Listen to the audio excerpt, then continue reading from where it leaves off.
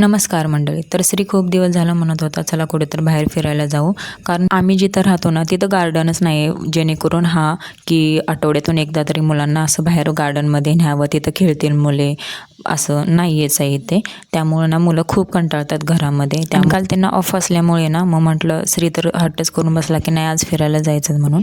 मग आम्ही गेलो नॅशनल सायन्स सेंटर बघण्यासाठी.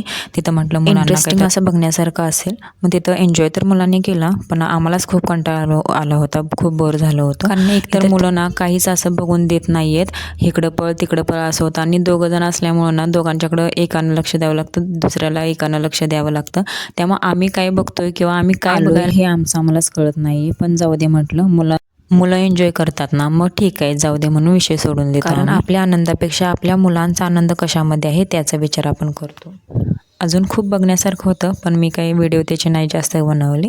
त्याच्यानंतर ना मग घरी जायला निघालो आणि आम्हाला कंटाळा आला होता, पण श्रीला आणि आधीला तर अजिबात कंटाळा आला नव्हता. ते असेच करत होते. मला पर्स घ्यायचा कंटाळा आला होता म्हणून श्री म्हटलं दे मम्मी माझ्याकडं, मी घेतो म्हणून तो घेतले. आणि तसं तर आता जातो आहे आम्ही घरी. त्याच्यानंतर ना मग भेटूया आपण नेक्स्ट व्हिडिओमध्ये. तोपर्यंत बाय.